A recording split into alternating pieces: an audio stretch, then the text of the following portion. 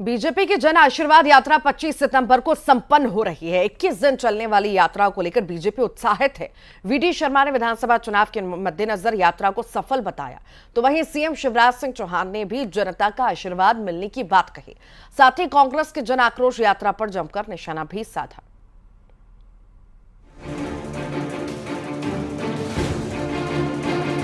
BJP की जन आशीर्वाद यात्रा संपन्न होने को है।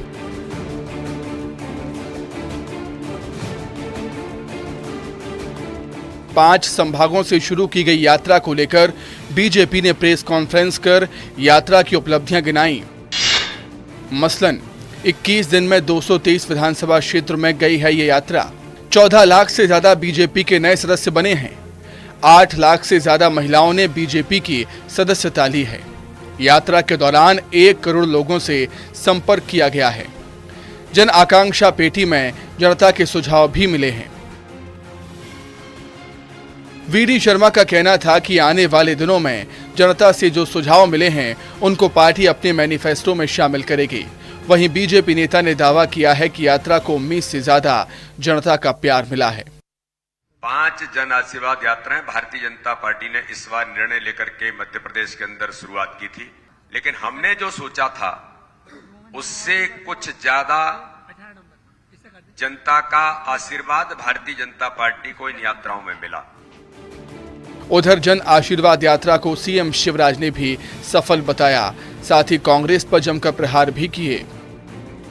देखो, हमने जितनी यात्राएं निकाली, जन आशीर्वाद यात्रा, एकात्म यात्रा, स्नेह यात्रा, लेकिन कांग्रेस को नाम ही मिला आक्रोश।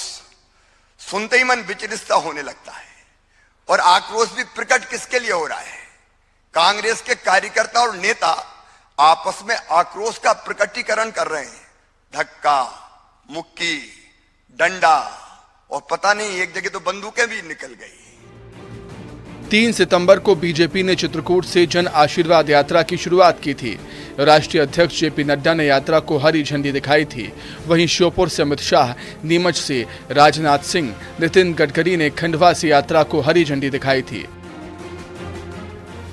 अब जबकि यात्रा का 25 सितंबर को भोपाल में समापन होगा। इस दौरान प्रधानमंत्री नरेंद्र मोदी कार्यकर्ता महाकुंभ में शामिल होंगे। यात्रा को भले बीजेपी सफल बता रही है, लेकिन ये कितनी सफल है ये आने वाले चुनाव में साफ हो जाएगा।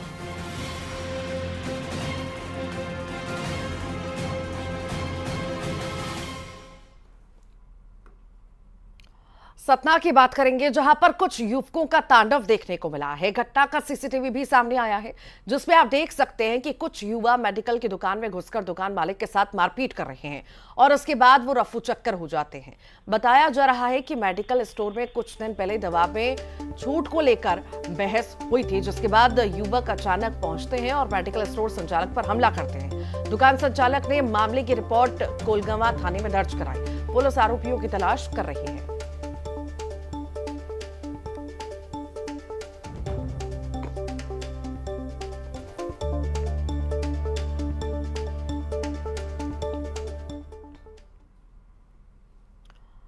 हम भले ही चांद सूरज पर जाने को तैयार हो, पर जब एक गांव में बहने वाली नदी पर बना पुल राजनीति की भेंट चढ़ जाए तो इसे क्या कहेंगे।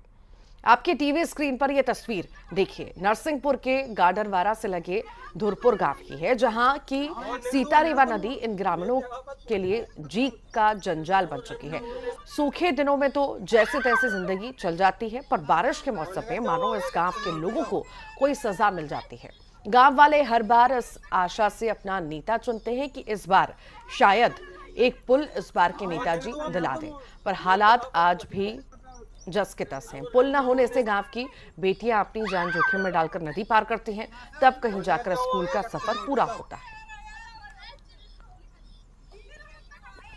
ये नदी है, क्योंकि हम स्कूल जाते हैं ना, तो हमारे गांव से नदी पड़ती है, तो इसमें से उतर कर जाना पड़ता है।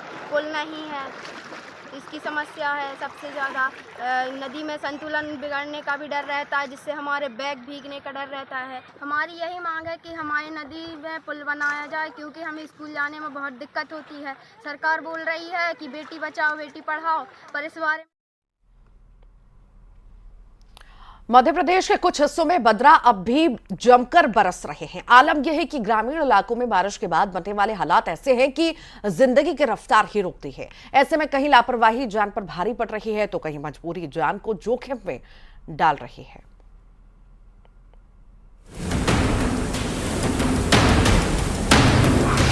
जान को जोखिम में डालने की मजबूरी। दिल दहला देगा ये वीडियो। उतावली का उफान, जोखिम में जान, बरसात में बड़ी फजीहत। ये तस्वीरें किसी को भी डरा दें, किसी का भी दिल दहला दें। उतावली का उफान ऐसा है कि कोई भी इसे देखकर कांप जाएगा। लेकिन इसी उफान के बीच जोखिम में जान डालने की है मजबूरी। मजबूरी इसलिए क्योंकि पढ़ना है, भविष्य को गढ़ना है। तभी तो बुरहानपुर जिले के सांडस कला गांव की छात्राएं रोजाना बारिश के मौसम में इसी तरह स्कूल तक का सफर करने को मजबूर हैं। वजह गांव में माध्यमिक और हाई स्कूल का ना होना है। प्राइमरी की पढ़ाई के बाद भविष्य करने की तमन्ना रखने वालों के सामने पढ़ाई उतनी बड़ी चुनौती नहीं जितनी कि स्कूल तक पहुंचना है। पड़ोसी गांव महाल गुलारा में जाने के लिए ऐसे ही उतावली नदी के उफनते पानी को छात्राएं ट्रैक्टर में सवार होकर पार करती हैं। जाहिर है खतरा हरदम होता है। अब इसे आप इनका पढ़ाई के प्रति जज्बा कहिए या शासन प्रशासन की अनदेखी, लेकिन जान तो हर हाल में जोखिम में बनी रहती है। नशे में कर दिया अपना ही नाश, लाख समझाया पर समझ ना आया। नदी में उफान ने युवक को बहाया, ये जिद जानलेवा ही तो है।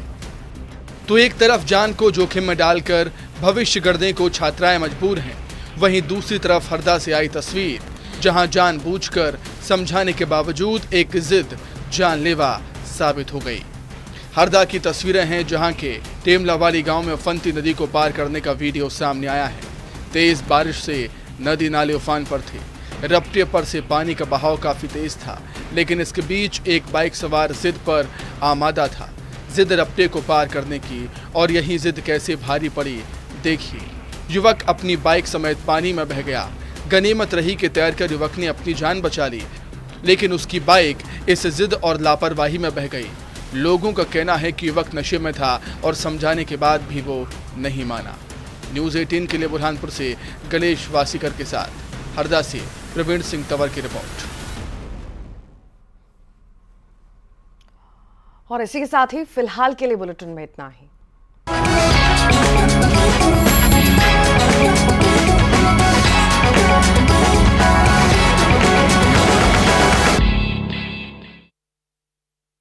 देखिए को भरकर ले जाया जा रहा था। पुलिस के आने से पहले ड्राइवर फरार, पुलिस ने कब्जे में लिया कंटेनर। सूरजपुर में हाथियों के सड़क पर पार करने का वीडियो आया सामने। हाथियों का दल पहुंचा गणेशपुर जंगल। रागिर ने हाथियों के सड़क पार करने का बनाया वीडियो। गरियाबंद में बेटे की हत्या की सुपारी देने वाला पिता गिरफ्तार। बेटे की दूसरी शादी से नाराज था पिता, बदमाशों को दी थी 3 लाख की सुपारी। महाकाल के पास बनेगा एक और मंदिर। महाकाल लोक के निर्माण के दौरान मिले थे अवशेष। खुदाई के दौरान मिला था प्राचीन मंदिर। बारिश थमते ही